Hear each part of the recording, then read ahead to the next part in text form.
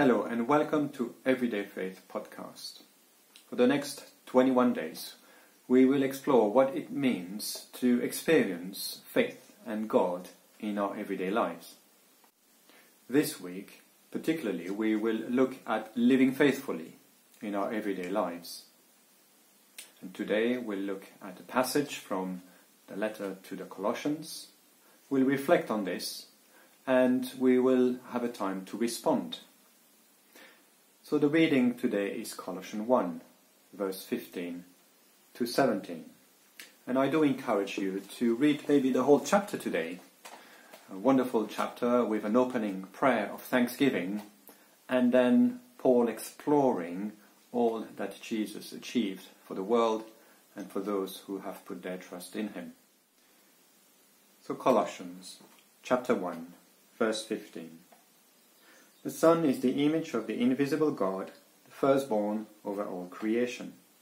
For in him all things were created, things in heaven and on earth, visible and invisible, whether thrones or powers or rulers or authorities. All things have been created through him and for him. He is before all things, and in him all things hold together. Now, our daily lives can often be quite full of places to go or full of people to meet. Now, in this time of coronavirus, for many people maybe that's not the case anymore. Yet for some people who are still out and working as key workers, that might still be very much the case, or even fuller now. Anyway, we all experience lots of things that are happening in our lives on a daily basis. We might also be full of hopes we would like to fulfill, or full of things that we don't really want to face. So how do we invite God in the fullness of our lives? And how in our everyday do we find fullness, abundance? In response today, take a moment to reflect on the fullness of your life. And jot down areas of life that comes to mind where you want to express the fullness of God with you. An important aspect of the everyday faith journey is to have a prayer pattern through the day. So to help you with that, I've put some prayer resources on our website.